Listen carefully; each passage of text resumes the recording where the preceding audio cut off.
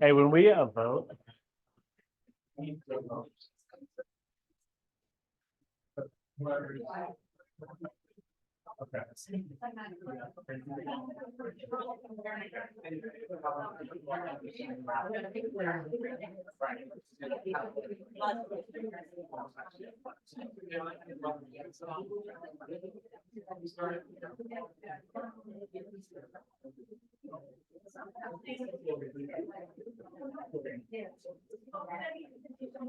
Got enough ring.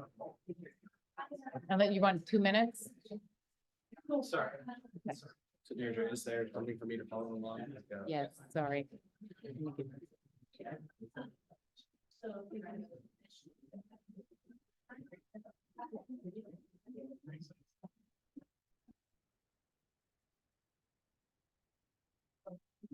Hi, good evening, everyone. How are we tonight? Thank you so much for coming out. It's a really busy week. I understand that there's a lot of conflicting things. Town meetings tomorrow night, so don't forget to attend and exercise your civic responsibility in attending town meeting. So I'd like to call the 2024 annual meeting of the Hingham Historical Society to order. And please forgive my voice if I've had some issues with it lately, so I'll do my best to speak into the mic and let me know if you can't hear me. To those of us present in the Gillis Reading Room of the Hingham Heritage Museum, and to those that are joining us on Zoom, welcome to the 109th annual meeting of the Hingham Historical Society. We'd like to take this yearly gathering as an opportunity to reflect on where we've been over the last year, as well as present our plans for the next year. We also have some really important business to take care of, so let me walk you through the agenda for the evening. I'll provide you with a few brief remarks, noting that tonight may be a little bit longer than the usual annual meeting because of all the formal business matters at hand. I'll discuss some of the things that we accomplished in this past year and some of our objectives moving forward for this year. Then I'll pass along the baton to board member Matt McDonald of our finance committee, and he'll walk you through our financial results for 2023. You'll hear from Deirdre, our executive director, with her executive director's report. She'll focus more on the vision and the strategy of the society. We'll then proceed to the business portion of the agenda. Caroline Councilman, the vice president of the society, along with the governance committee, has worked extremely hard reviewing the governing documents of the society. I'm not quite sure how she volunteered for that project, but she did. We are highly appreciative of it. She's been assisted with the really generous support of the law firm Hemingway and Barnes. They've been invaluable through this process.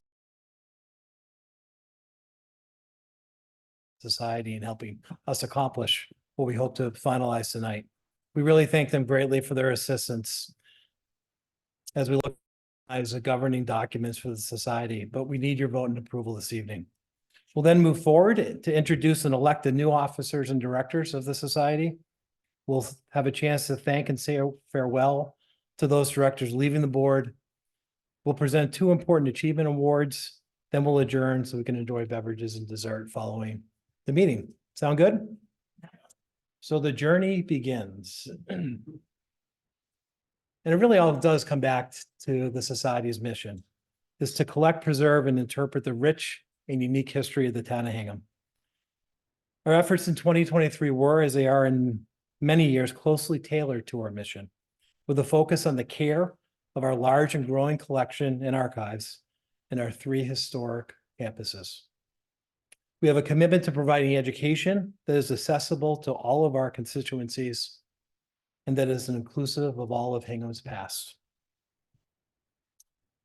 You know, it's very difficult to follow in Paula's footsteps. She certainly did so much for this organization, as well as all the former board members that preceded us.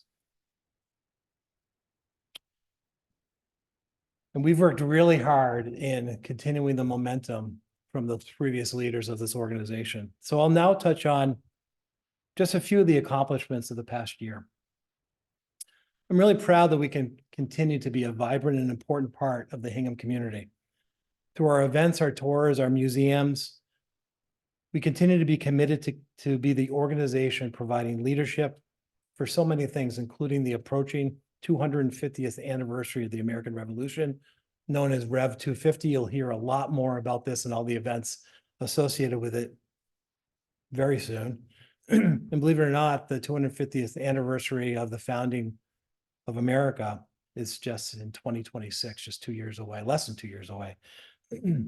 As Ellen Miller and Susan Wetzel's great work has confirmed, Hingham was comprised of a significant number of American patriots during this time, and we look forward to helping to celebrate Hingham's contribution during this decisive period in America's history, as well as to serve as a guiding force behind drawing outside interest to Hingham.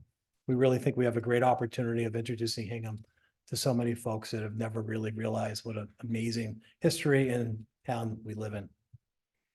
In 2023 and 24, we've continued to commit significant resources towards the opening of the Benjamin Lincoln House. I'm really excited and proud to say that we'll be hosting an open house for the community on May 4th. We can all come and visit, as well as we have a significant celebration and ribbon cutting on May 11th. At this event, we'll be honoring everyone pivotal to the acquisition of this incredible property, and specifically recognize Jane Carr for her vision and leadership in leading the effort to acquire the house. This past year, with the effort and help of Lara Thompson and her enthusiastic committee, we hosted an extremely successful historic house tour on a perfect day. It was about 75, blue skies. I think I was in charge of the weather for the day, but I can't remember exactly, but I believe I was. Yeah, and you can look forward to even a more robust house tour this year and in the years to come. Thanks to Eileen McIntyre's leadership, the Education Committee hosted another fascinating lecture series titled Suburbia, the American Dream. I hope you've all had a chance to to participate and to watch and learn. It's really been a fascinating series. It's probed the societal and technological changes during the 19th and 20th centuries that revolutionized where and how Americans lived. Gordon Carr of our board actually presented one of the sessions and was really fascinating in terms of how how Hingham was impacted during this time. In addition, we've hosted many lectures and educational opportunities for our members throughout the year, including another vibrant Lincoln Day. That Lincoln Day was so interesting this year. We learned about the role of Benjamin Lincoln's wife, Mary Cushing Lincoln. We found and really learned that she was the true glue and backbone of that family. I mean, Benjamin was out doing whatever he was doing, and she was home raising how many children? 7 children. So, and somehow maintaining the household and the farm, and really fascinating. But as you know, and you'll hear more from Deirdre on this topic, fundraising is the oxygen that keeps this organization alive. As an independent nonprofit, we are always in a fundraising mode. And once again, our events, including Tavern Night and our annual fundraising solicitation referred to as a Hingham History Fund, were successful because of the generosity of everyone in this room. And we profoundly thank you for your commitment to the society.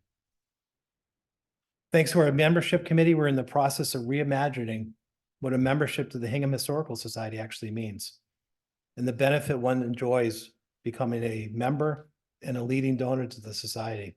This is an evolving process. Stay tuned. Hopefully you'll see more on that shortly.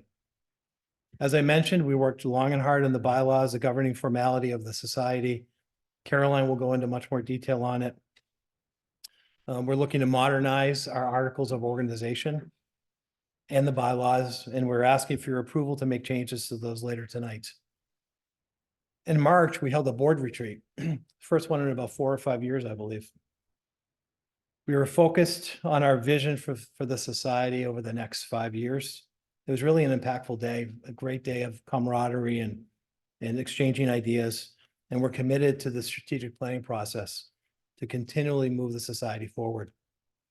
We know we are just custodians of the society today, and we have an obligation to leave the society in a better position than we found it. Lastly, there are so many people I'd like to thank and acknowledge. I'm so thankful for the support and the efforts of the entire board of directors. They're an impressive and committed group, and I'm honored to be among them. They support the organization with their time, their talents, and their resources, and thank you really for all you do. So please thank the rest of the board.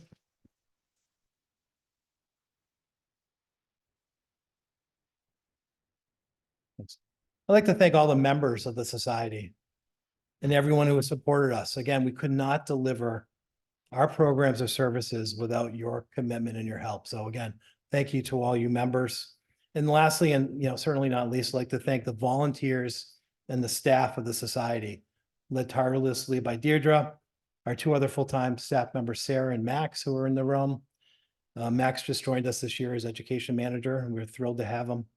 And the rest of the team here, they're incredible. They work so hard. They're the most active organization I know about. We couldn't do it without the benefit of the volunteers that pitch in and love the organization and what we do. And we thank all of you for all of your hard work and for your continued service to the society. So thank you all very much.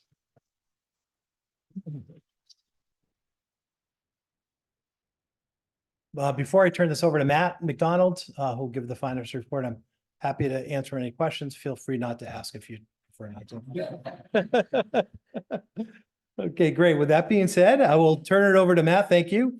Matt is the current co-chair of the Finance Committee, soon to be elected treasurer of the society. Following Matt, you'll hear from Deirdre, who will do the executive director's report. Matt, all yours. Thank you. Advance it. Now for the riveting part of the presentation, the Finance Committee. Everyone's been waiting for it, exactly. So what I'm going to do here is just give you a little background on where we ended up in 2023 and how that kind of set the stage for where we're projected to go for 2024. So starting with 2023, we think about the overall actual results. We we came in on budget for the most part on where we expected to be for 2023. Income was slightly above where we originally budgeted to go, mainly driven by some higher contributions, as Jim had mentioned, from the history fund, as well as some one-time grant income that we were fortunate to receive in 2023.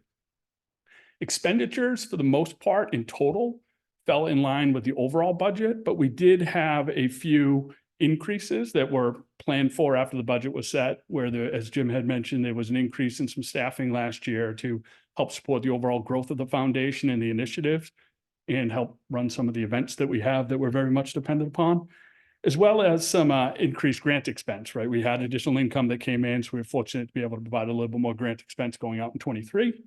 But we did have some, unplanned expenses, mainly in some digital marketing and some advertising, trying to get the, increased word out about the society and, what we do and the benefits of being a member of the society, as well as some repairs and maintenance and some unplanned facilities costs, which, given the age of our properties, it is sometimes difficult to plan what we will have to fix in any given year, but we did have an uptick in that in 23. We had some one-time elevator repair costs, which were a little bit unusual for the prior periods. These overages were offset by lower spending in some other areas. So as I mentioned, we kind of hit, overall our budget was in line with where we needed to be. We had a net deficit, so we did, plan to eat into some of our endowment in 23. I think our budget was to eat into it about $61,000. I think we landed at $41,000. So that is, better than we planned for. And we look at the overall funding, we do rely on, the endowment in those situations where we have unplanned expenditures or we do need to spend more on capital improvements and maintenance. So we did draw down on both our Benjamin Lincoln Foundation in 23, as well as our unrestricted foundation. And that really helps us fund the overall operations as well as pay our kind of ongoing mortgage on the Benjamin Lincoln House, which is about $70,000 a year. So that's really getting into 23. When we look at 24, what we've done this year is we've tried to, change the way that we've looked at our kind of overall budget. So historically, we've looked at just kind of overall income and revenue and contributions, but we really wanted to cut it slightly different from a true contribution perspective, which is the planned giving or just the general donations and restricted donations, but really focus on what the event income is as well.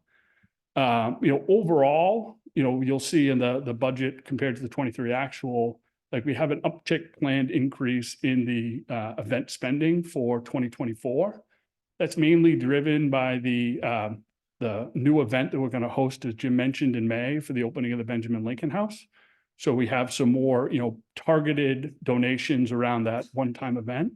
There is a slight decrease in the overall contributions, which is mainly driven by the one-time grant expense that we got in the prior year that's not recurring. But overall, I think, we're up on the general donation lines and the event lines period over period.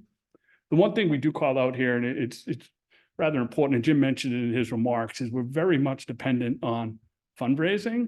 But as you look at the budget for 24 compared to 23, we are very much dependent on events.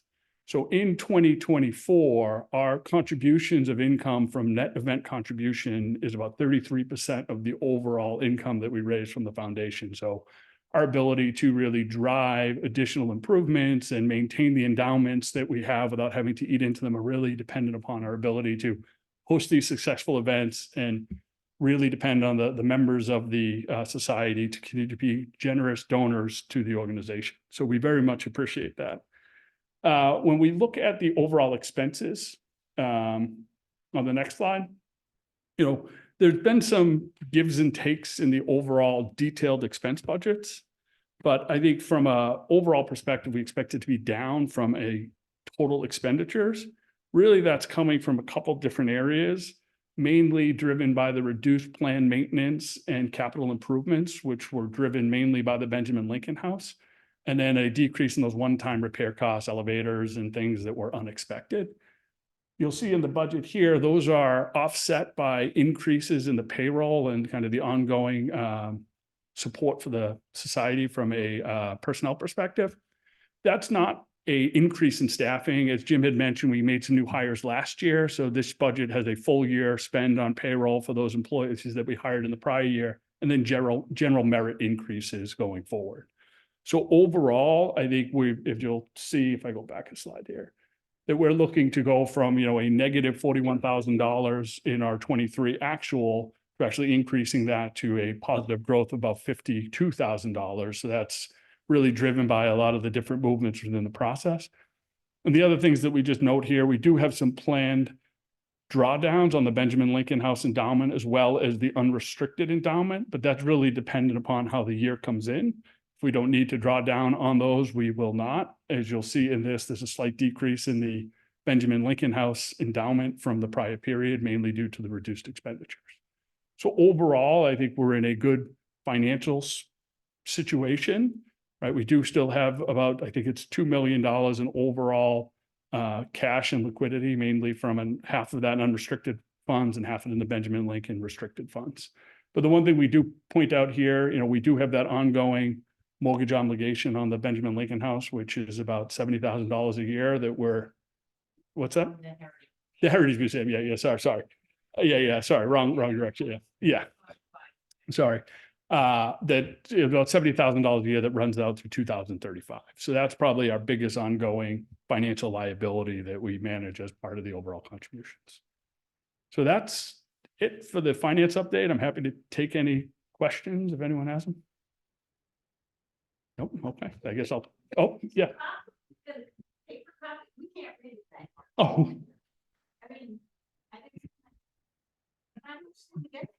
Yes. Do we? Yeah, I think we can send that out. Yes. Yep. Okay. No other questions? I'll hand it over to Deirdre. Thanks. You can't read that, Mary?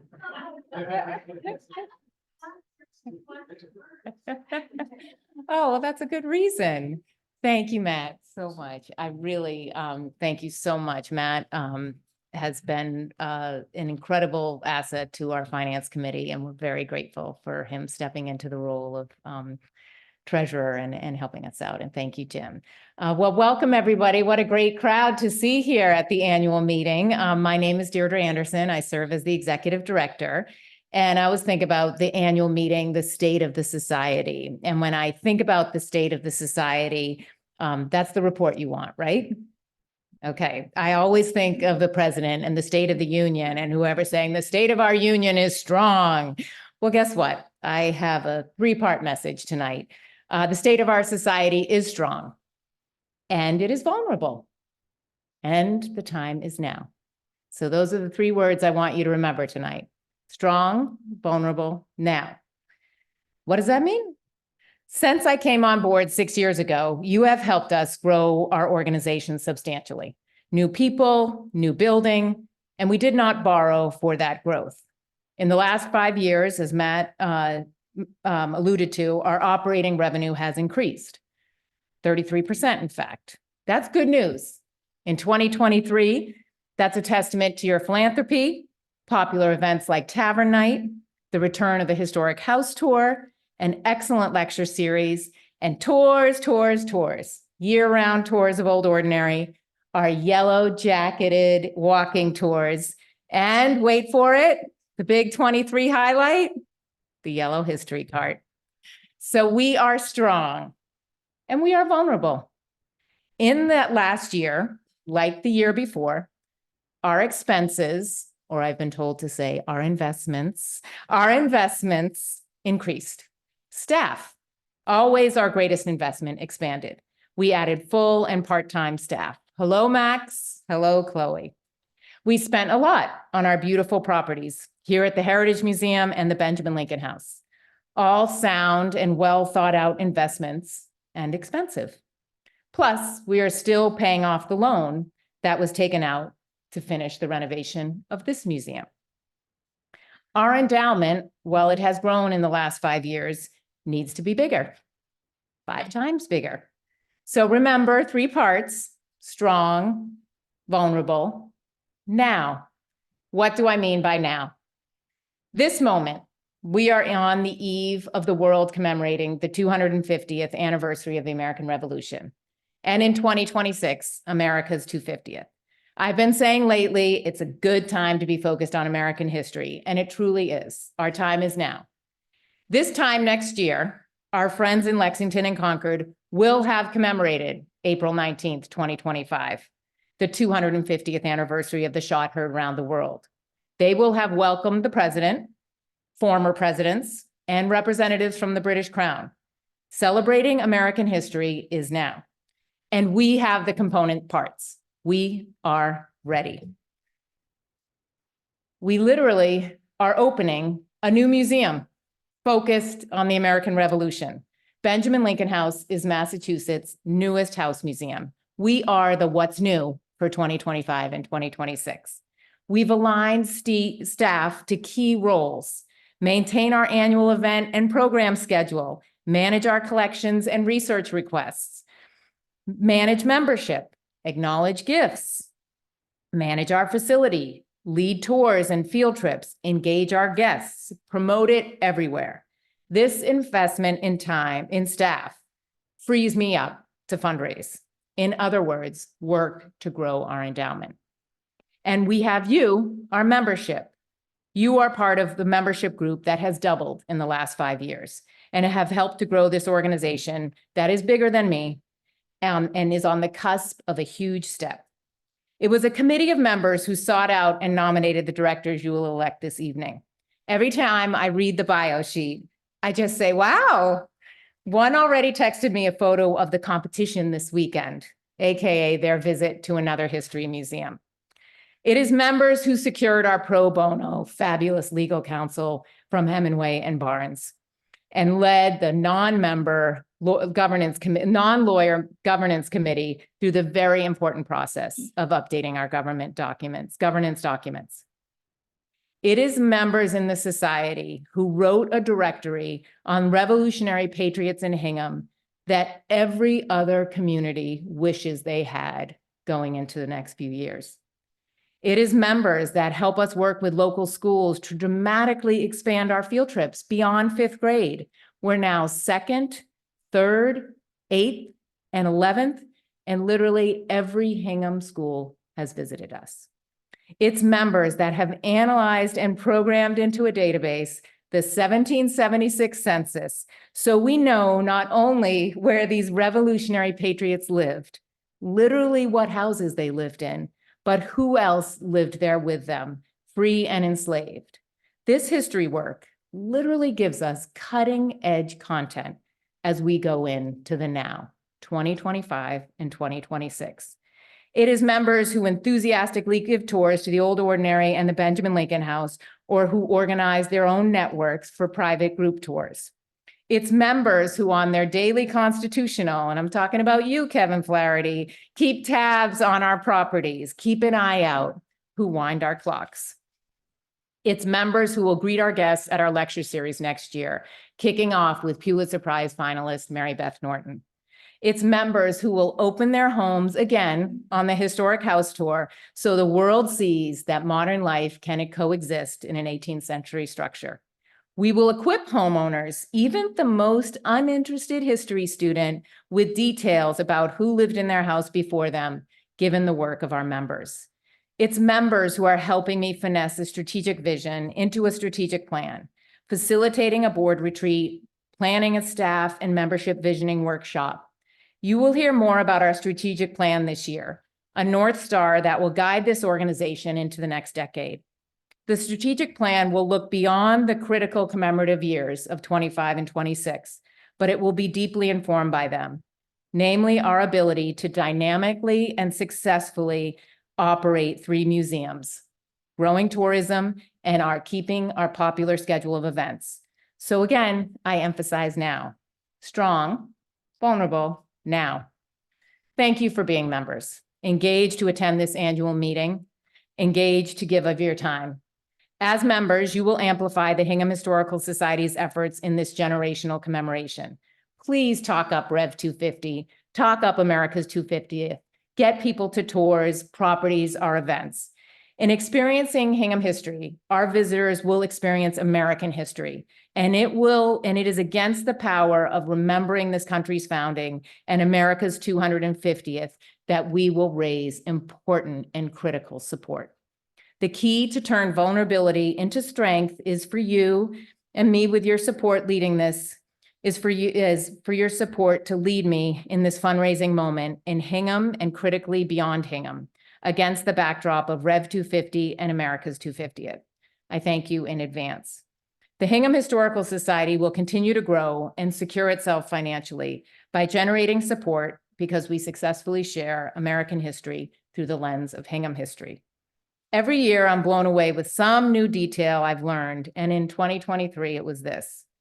When on April 18th, 1775, Captain John Pulling hung 2 lanterns in the steeple of Old North Church to signal to Paul Revere and others that the British were coming by sea.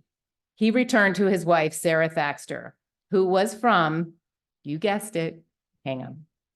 So thank you all for your continued support. Appreciate it.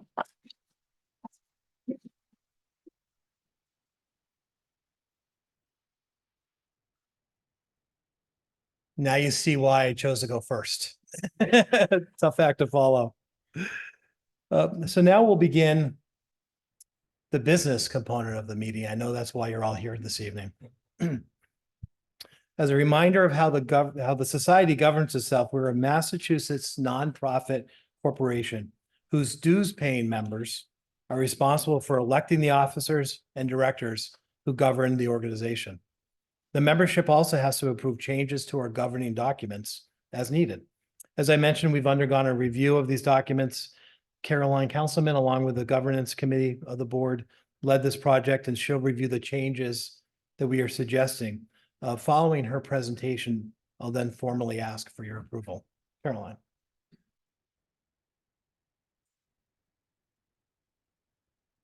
Hi, everyone. Thank you. I will attempt to follow Deirdre's unbridled enthusiasm with equal enthusiasm for the bylaws. But honestly, this is actually a really exciting moment because we have been working on these bylaws in earnest for about a year. So it's getting to this point is indicative of the fact that we've grown tremendously and that we need to make sure that our governance is measuring up to kind of the organization we're becoming and that we're following best practice. So as I think Jim mentioned earlier, it is through the generosity of Cheryl and Joe Beerworth that we've had the benefit of working with Hemingway and Barnes to provide us counsel and insight as to best practice. And specifically, we've had the wisdom of 3 different attorneys, Eleanor Evans, Brad Bedingfield, and Rob Leahy. And Rob is actually joining us via Zoom right now to oversee tonight and answer any questions, which I will pause for at the end. We were also happy to offer a Zoom session earlier this month to kind of do a deeper dive into the details of the articles of organization and the bylaws, the 2 documents that we're looking to revise. And thank you to those of you who attended that session. We appreciated your insight and attendance.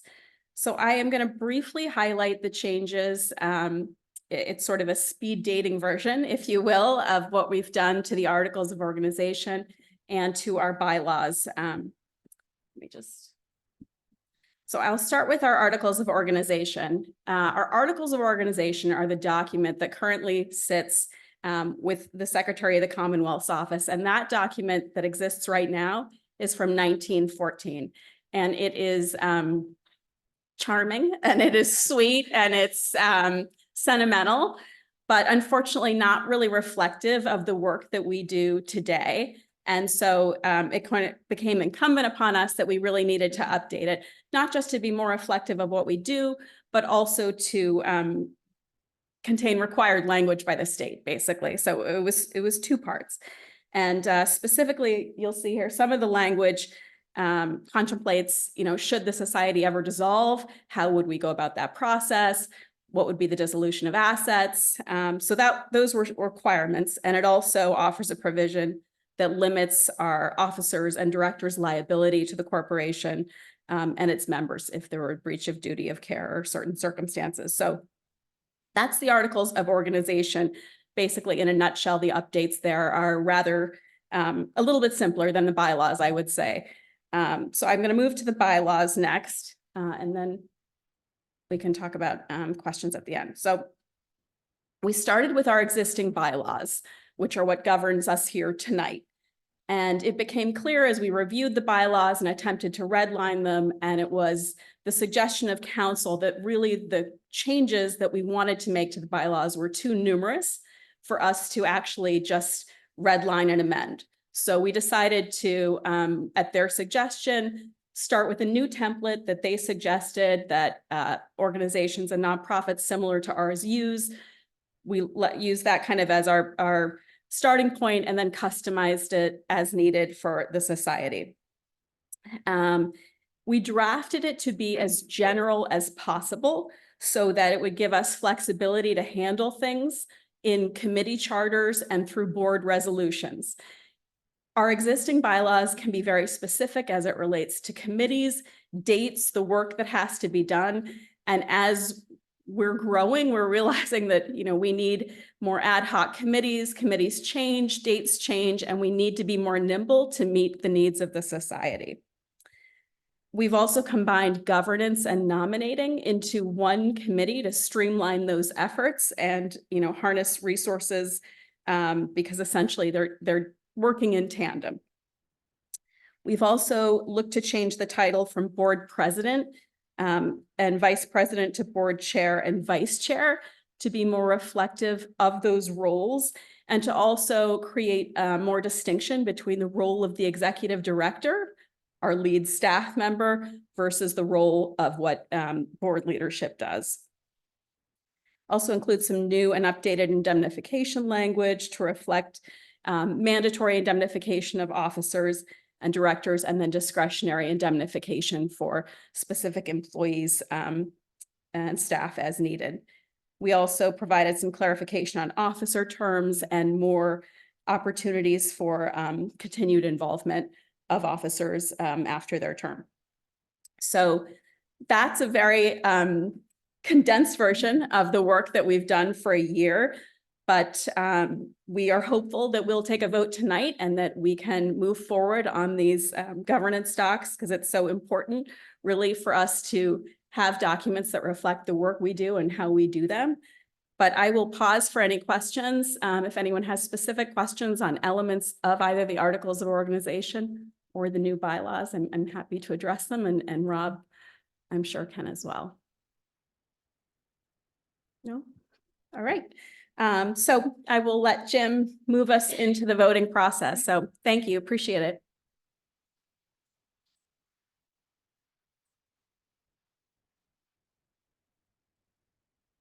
It's been a labor of love, right? Great, well, I'm gonna walk us through the vote. So this is a technical process and we need to follow it sort of verbatim. So forgive me if it sounds more formal than what we're used to, but there's reasons behind that. So let me find my place. So interestingly enough, we have three categories of folks that are voting this evening. We have you that are here in person. We have those folks that are on Zoom, even though you can't see them. And we have those previous folks that have cast their votes via proxy. Remember, we sent out a proxy to everyone ahead of time, asking for their vote if they were unable to attend. So if you did fill out a proxy, kindly do not vote here, because that we've already registered your vote. Make sense? And I asked the folks on Zoom to do the same. The proxy votes have been tabulated just right before the meeting, and they'll be cast by their proxy, who's Cheryl Beerworth, the clerk of the society. So again, please bear with us as we go through this process. Okay, the first motion and vote, and again, forgive me for the formalness of this. May I have a motion to approve the restated articles of organization in the form distributed with the notice of the meeting and attached to the minutes as Exhibit A, and to authorize their filing with such non-material changes as the society's president and clerk deem suitable and appropriate with the Secretary of the Commonwealth of Massachusetts? Is there a second? Second. Is there any discussion or questions on this? Great. So all those in attendance, bear with me. I'm going to ask you to approve by raising your hand. For those folks on Zoom, kindly raise your hands as well if you're in approval. And we will, I'll let you know when we can lower them, okay? So all those who are approving this motion, please raise your hands. We need to count. There are folks counting on Zoom as we speak. Make sure that those folks are properly accounted for. And again, if you've already voted via proxy, kindly leave your hands down.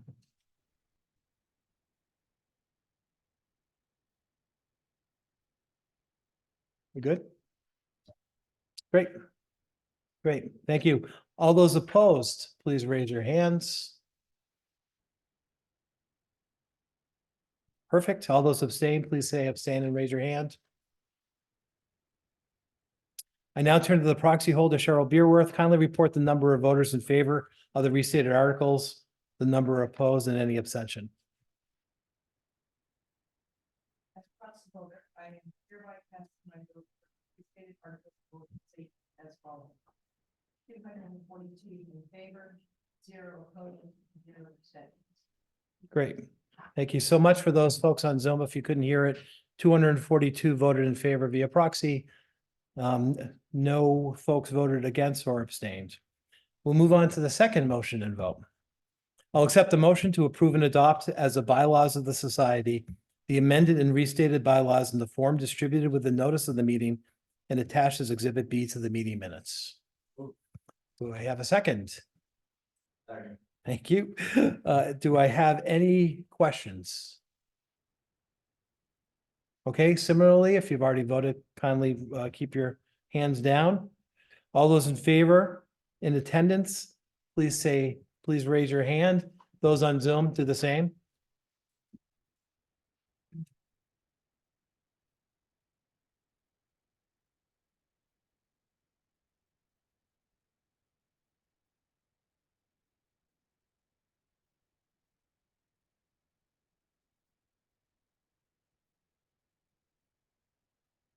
Great. Anyone opposed, please raise your hand. Or abstentions, please raise your hand. I'll now turn to the proxy holder, Cheryl Beerworth. Kindly report the number of voters in favor of the amended and restated bylaws, the number opposed, and any abstentions. As proxy holder, I am hereby casting my vote for the amended bylaws as follows. 242 in favor, 0 opposed, 0 abstentions. So for Zoom people, 242 voted in favor, none opposed or abstained. Great. Perfect. We have a third motion and vote. I'll accept a motion to authorize, and this is sort of long. I'll accept a motion to authorize, empower, and direct the society's president and clerk, and each of them individually, an officer, to take any and all actions as they, in their discretion, may deem necessary or advisable to implement the foregoing votes, including the execution and delivery of such documents, agreements, instruments, or certificates that the officer deems necessary and advisable to effect the actions described herein and therein. Bless you, including but not limited to executing and delivering any and all documents to any regulatory agencies, included but not limited to the Massachusetts Secretary of the Commonwealth and the Internal Revenue Service. The taking of each such action to be conclusive evidence that it's been approved by the members of the society. Do I have a motion? So moved. Is there a second? Second. Great. So once again, any questions on that? Thank you. So once again, all those in favor, kindly raise your hands. On Zoom, please raise your hands as well.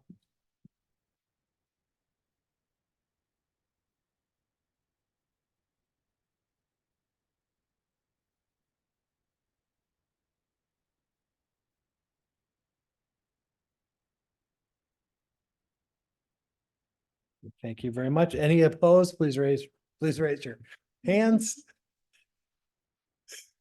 Any abstentions, kindly raise your hands. I'll now turn to the proxy holder, Cheryl Beerworth. Kindly report the number of voters in favor of this motion, the number opposed, and any abstentions. As proxy holder, I hereby cast my vote for the 242 in favor, 0 opposed, 0 abstentions. Awesome. Great. Thank you so much. So, because nothing is as easy as it appears, just as a kind of to step back for a moment. So the articles of organization really our legal document with the state establishing the Hingham Historical Society as a nonprofit with the state. The bylaws are how we govern things day to day. So what we've just done is basically approved both the articles of organization and the bylaws. However, the Secretary of State requires that 2/3 vote in favor, 2/3 of our members vote in favor of the articles of organization for it to be accepted. Clearly, that did not happen. We've got about 50% of the votes, maybe a little bit shy of that. This is totally normal for most nonprofits. So what we do is we take all the evidence that in fact we've went through the process, that we sent out the material, that we had a Zoom, that we had informational aspects for folks, that we had a proxy, and we submit that to the Secretary of State and ask them for their approval of the new articles of organization without having 2/3. Somewhat standard. Hemingway and Barnes will guide us through this process. So again, our new bylaws are in effect. I'm now the chair of the board, so thank you for that. Better than president. I don't know which one's better, but I'm very, very thankful for all the efforts of Caroline, the governance committee, Hemingway and Barnes, and where we're at today and all of your support for this. So again, thank you. And I think we should clap.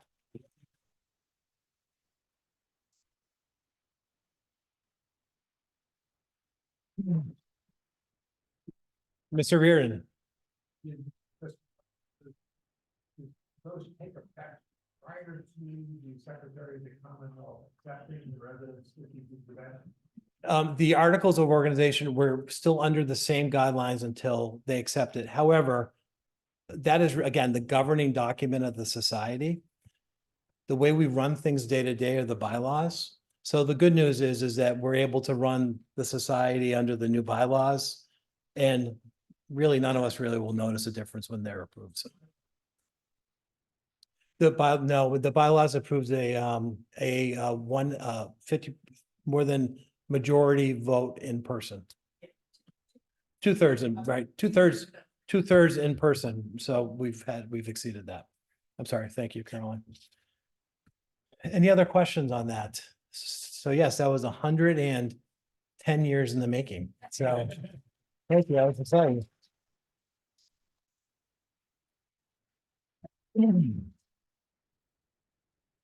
Now we'll move on to the introduction and the election of new directors and officers.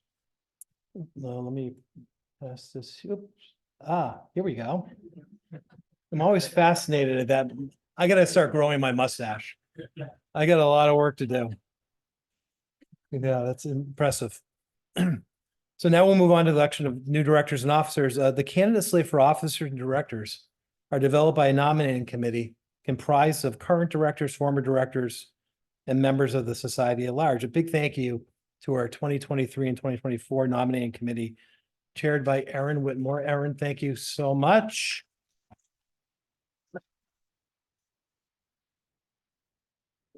And there's other names too. So Cynthia Galco was on that committee, Britt Gammo, Hillary Jennison, Lisa McGilvery, excuse me, Matt McDonald, Mary Morrison, and Amber Waterhouse. Thank you all so much for your efforts. Our ability to find, attract, and retain directors is incredibly important to the successful continuity of the society. So we thank you for all you've done, the committee for all you've done, and I'm really excited to be able to introduce the new board here tonight, the new members tonight.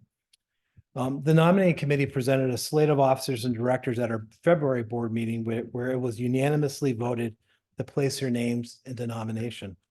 Our officers and directors attend monthly board meetings and each belong to at least one of the standing board committees which help advance the work of the society. So I'll turn the page from these wonderful looking people. Now, last year's annual meeting, you elected myself and Caroline for a 2-year term as president, now board chair and vice president. So we're not up for nomination tonight. Somebody joked previously that clearly I'm like a president of the United States. You get kind of old and wrinkled as you go through your term. So I'm looking forward to seeing how I look in a couple of years. I certainly have more gray hair than I did in that picture. Anyway, the candidates for a 2-year term as an officer of the society are Cynthia Galco as clerk. Cynthia's been on the board of the society for the past 3 years and has served in many capacities, including previously chairing the nominating committee and servicing on the governance and membership committees. Cynthia, would you mind standing for a moment, just saying hello to folks? That's Cynthia. Thank you. She'll replace Cheryl, who's done an amazing job in this role. Thank you for all you've done. She served a number of terms as clerk. We're so thankful for all your efforts. I know, it's kind of a thankless job at times. Sorry, Cynthia.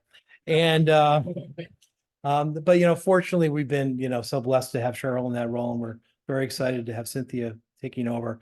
Cheryl, thankfully, has agreed to stay on the board for another term, so we'll be voting for her to stay on tonight. So again, thank you very much.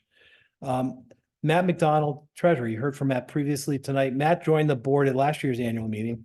He served on the Finance Committee this past year as co-chair. Matt's brought his experience as a partner at a very large accounting firm in helping us relook at our finance and budgeting process. And this experience will serve him really well as treasurer. So Matt, just stand up for a moment. Everyone remembers you, I hope. Listen, just in case you forgot who Matt was. But a big thank you to Bob Mosier. Bob, stand up for a second. Bob. There's Bob. Wow. So Bob has been serving as treasurer for more years than we can count, I think. We were trying to figure out how many years previously, and it's significant. It's too many to count. We thank Bob for his service and his wisdom in that role. We've been so blessed again to have Bob there. And as with Cheryl, we're fortunate that Bob is going to continue on the board for another term as well. So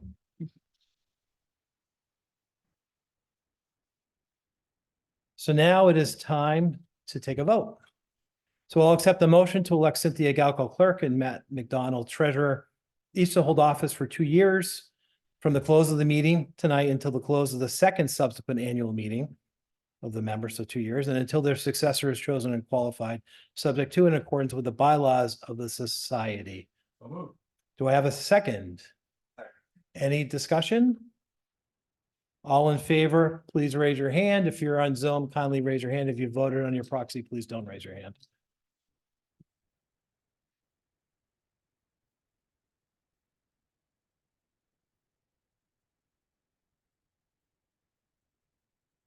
Hopefully there are no hanging chads. I've thought of that joke like an hour ago. Been waiting to use it. The bylaws were too important to make that joke during. Great, thank you. Any opposed? Please raise your hand. On Zoom as well, and any abstentions? I now turn to the proxy holder, Cheryl. Kindly report the number of voters in favor of the election of officers, the number opposed, and any abstentions. As proxy holder, I am hereby casting my vote for the election of officers as follows. 242 in favor, 0 opposed, 0 abstentions. Great, welcome as new officers, and again, thank you to Bob and Cheryl for all you've done.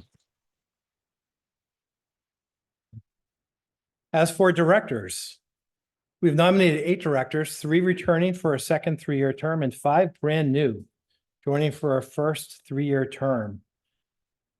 So let me introduce you to the 5 new director candidates. I'll read a brief bio about each of you, if you don't mind standing while I read you the bio. Bob, please. Bob Roncalli is a board certified. Welcome, Bob.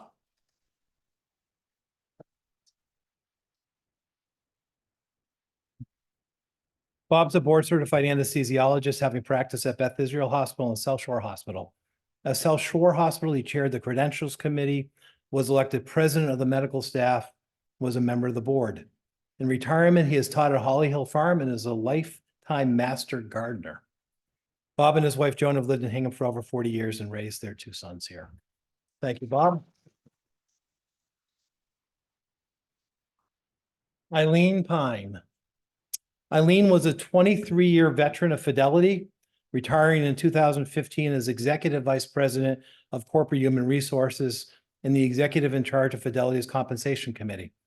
Before Fidelity, Eileen spent her career in high tech, serving in senior level human resource roles.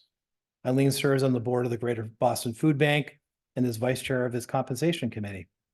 During the summer, she co-manages a community garden in Tuftonboro, New Hampshire. Raised in Hingham, Eileen calls Braintree home. Eileen, thank you.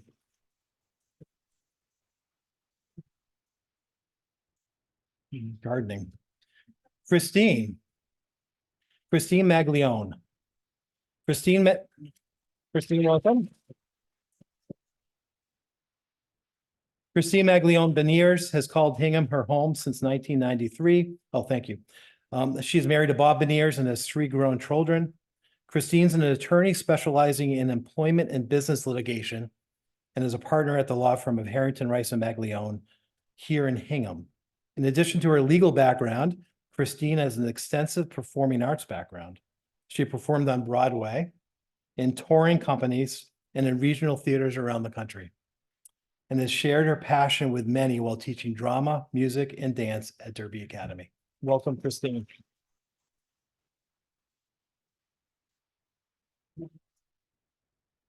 Jerry Scobo. Jerry, welcome.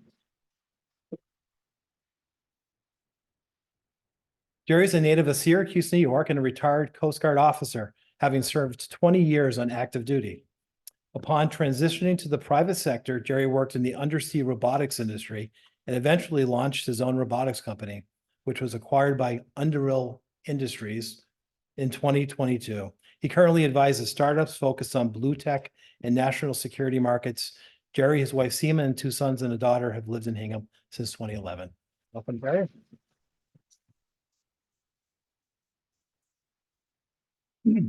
Neil Smith.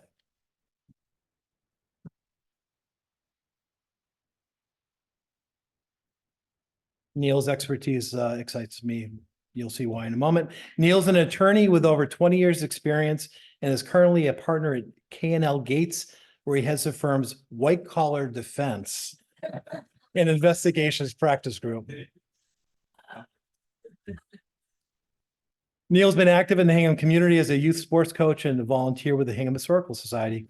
Neil and his wife Jen live on Crow Point with their 3 children who attend the Hingham Public Schools. He's excited to bring his love of history in Hingham to the Hingham Historical Society board. Welcome.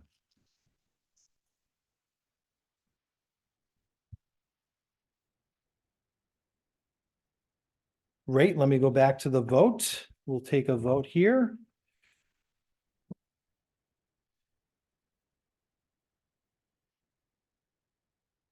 Okay, so in addition, well, I'm sorry, excuse me, we have 3 others, of course. So in addition to Cheryl and Bob, so both Cheryl and Bob will be joining us for new 3-year terms, having served as an officer before, which our new bylaws allows, thankfully. And then lastly, Jim Conroy. Jim has agreed to serve another 3-year term. Where's Jim? I saw Jim. Would you mind standing for a moment? Yeah. For those that don't know Jim, he's a recognized historian and author. You should read his books, they're amazing. He served on our collections committee and personnel committee, and he's been really pivotal in helping us identify speakers for our Lincoln Day event. We're so glad that all 3 of these directors elected to continue on. So thank you again to everyone. We'll take a vote. Thank you to the nominating committee for such a great slate. We're so excited. Now for the vote, do I hear a motion to elect Cheryl Beerworth, Bob Roncalli, Jim Conroy, Christine Maglione, Bob Mosier, Eileen Pine, Jerry Scobo, and Neil Smith as at-large directors of the society, each to serve in such capacity for 3 years from the close of the meeting tonight until the close of the 3rd subsequent annual meeting of the members. They're voting in favor, and until their successor is chosen and qualified, subject to and in accordance with the bylaws of the society. Do I hear a second? Any discussion? All those in favor, please raise your hands. You know the drill. Those on Zoom, kindly raise your hands as well. Don't vote if you voted by proxy.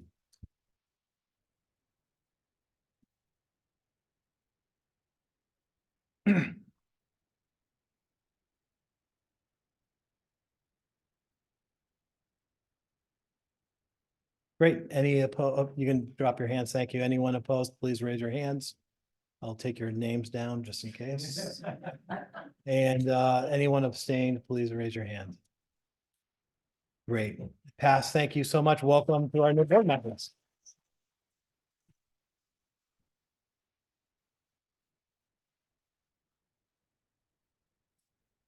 So when people come on, that means people come off. So now, unfortunately, it's our we have a sad opportunity, but also really we're very happy to be able to honor our three departing directors. Each of whom have contributed so much to the society in so many ways.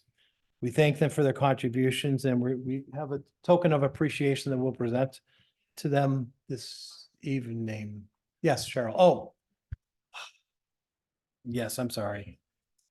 Yes, I'm sorry. Oh, so let me go back to the vote for the directors. I now turn to the proxy holder, Cheryl Beerworth. Kindly report the number of voters in favor of the election of at-large directors of the society, the number opposed, and any abstentions. As proxy holder, I hereby cast my vote for the election of directors as 242 in favor, 0 opposed, 0 abstentions. Now it passes. Thank you. Thank you very much for bringing that to my attention. And I get a B- for tonight. I was on track for like a B+ A-. I think it's, I'll ask Dorothy Gallo later what my grade is. So back to our departing directors. So we've got 3 of them. I believe just one of them is in attendance this evening. So let me recognize the 2 who aren't.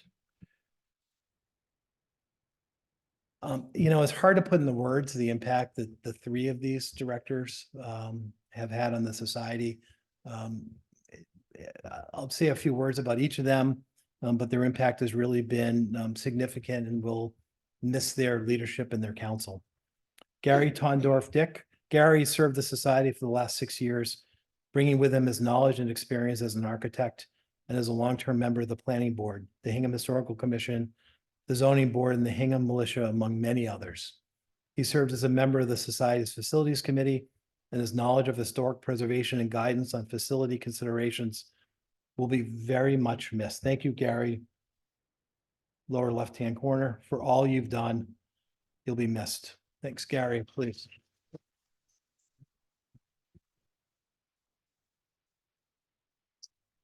We have a plaque of the Hingham Heritage Museum and a thank you to each of them that we'll be presenting separately to Gary. The second board member that is departing us, again, because of term, they spent, is Warren Pellisier. Now, right, Warren's not here, correct? Okay, good. So Warren was elected to the board, and not good. I mean, good for me that is this being recorded anyhow? Yeah, exactly. C+, definitely C+. Warren was elected to the board in 2018. Warren served on the Advancement and Development Committee, Membership and Outreach, volunteered a professional marketing plan for the New Hingham Heritage Museum, volunteered his home for the Historic House Tour in 2023.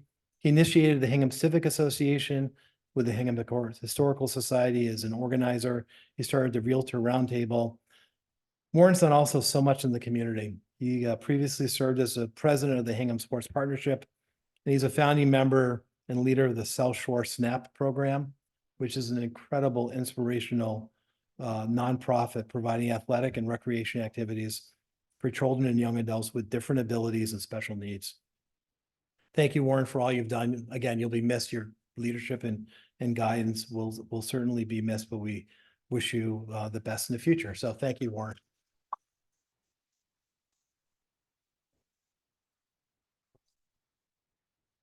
Lastly, Eileen McIntyre. She's here. Eileen, come on up. You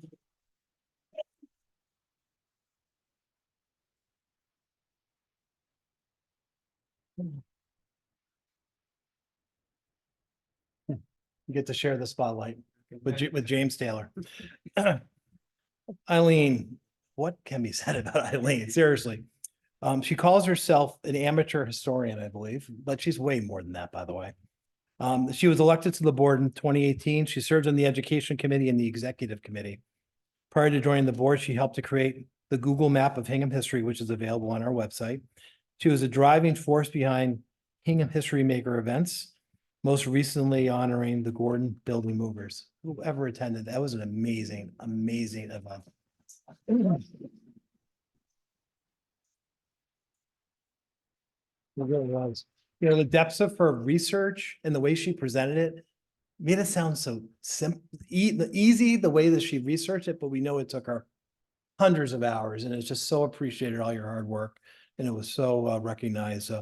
Eileen also has created, she's led, and she's participated in delivering lectures for many of our prior lecture series. She was a driving force behind it. We're not quite sure how we're going to continue without her. We're going to have to find a way and kind of drag her back in.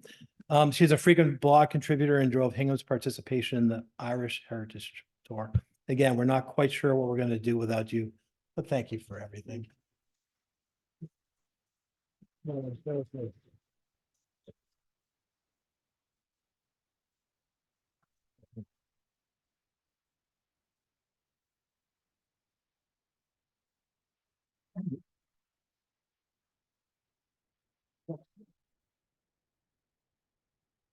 Great.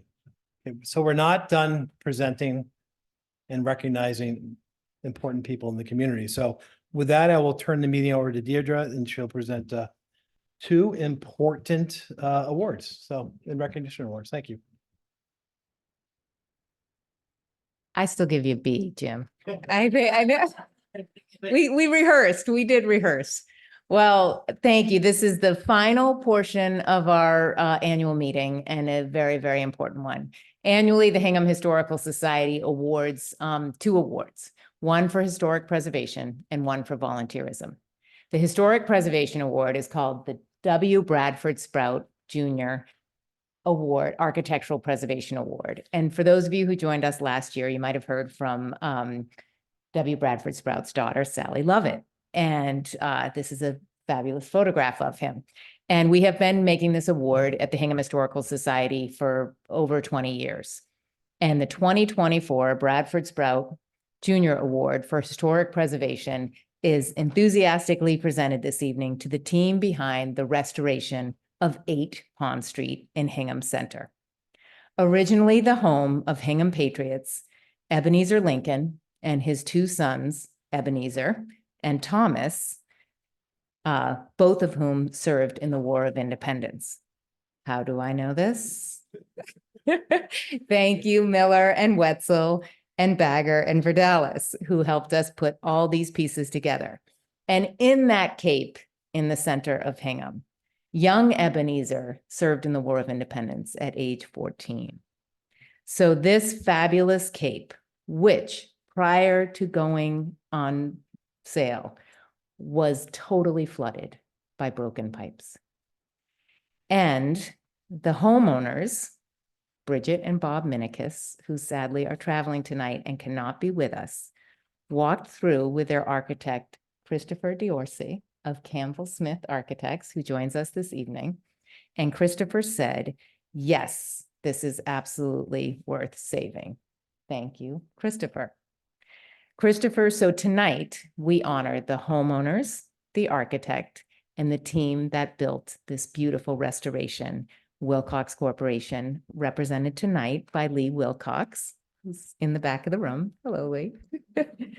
So let me tell you a little bit about everybody. As I mentioned, Bridget and Bob lived down the street, 2 houses. And when this cape came on the market, they walked through with Christopher. They had previously worked with Christopher in another project, and he worked to create what he called an evolved homestead that tells a story, redesigning both the cape and the barn. So, and then Wilcox Corporation made those plans a reality, hand building this house to an incredible restoration that if you stood in front of it and shut off all the noise and ignored the cables, you would think you were back in 1775.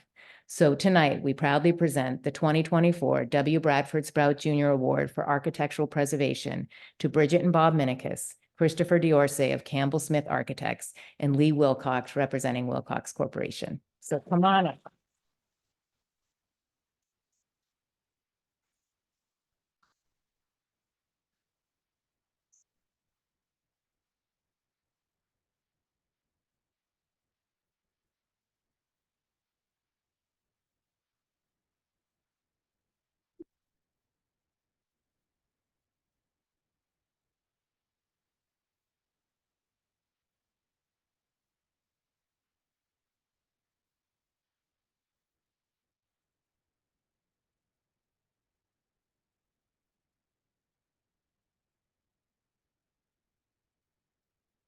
All right. Please do drive by 8 Pond Street if you haven't already. Absolutely gorgeous. Congratulations again. So our 2024 Judith Kimball Service Award.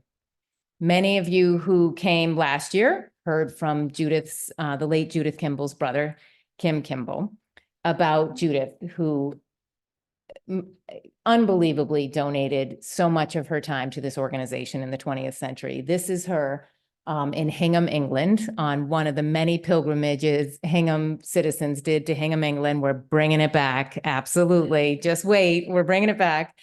So that's a lovely picture of Judith Kimball. The 2024 Judith Kimball Award for volunteerism goes to someone who left this podium not long ago, after serving on our board for almost a decade, the last 6 years as president. And lucky for us, what every organization hopes for, she stayed with us.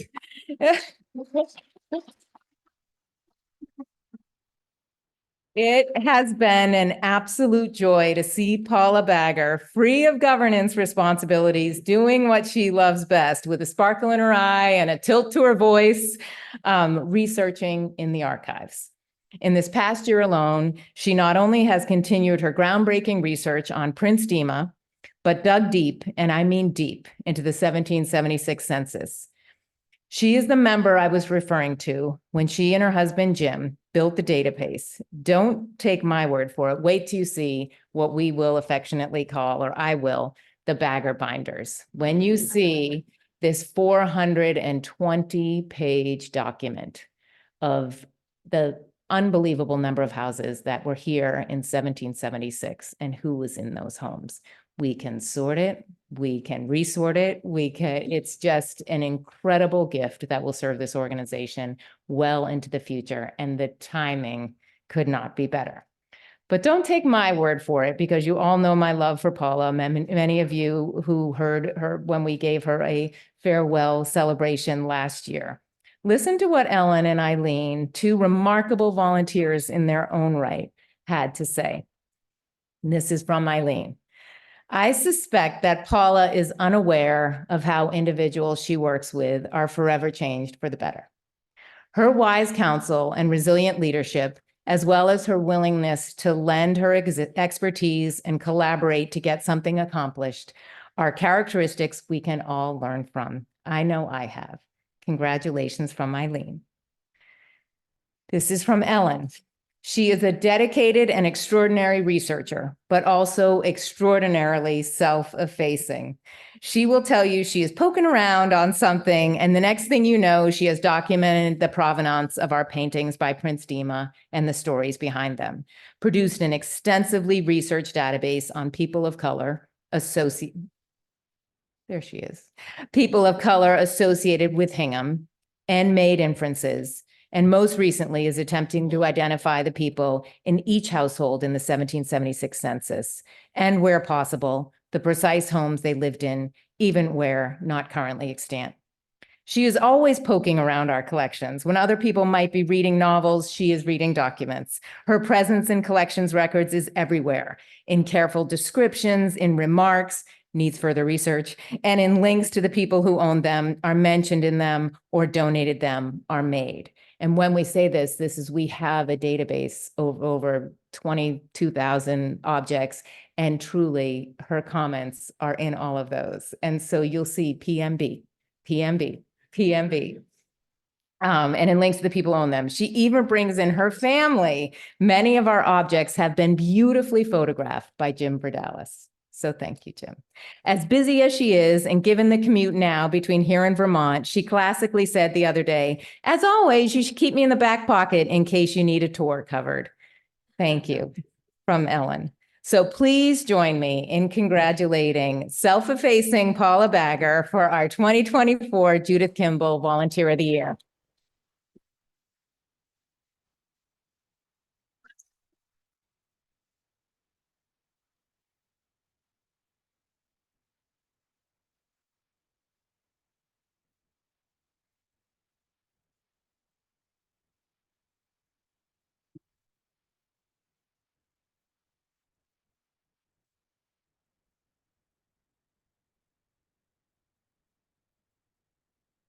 And we will ask, if you wouldn't mind, all of the award recipients to please stay after before we let you out downstairs for a drink, just so we can get some official press photos.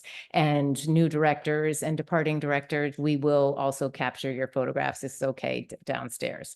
And with that, I will turn it back to Jim.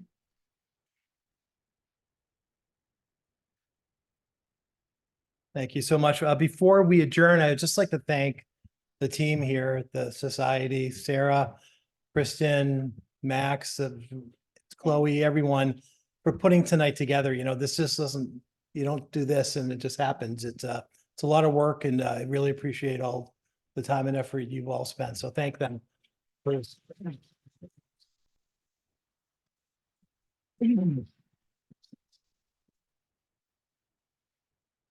So thank you for attending, the folks on Zoom. Thank you for attending here in person. Please join us downstairs for some refreshments. And with that, I will accept a motion to adjourn the meeting. Second, all those in favor? We are adjourned. Thanks so much.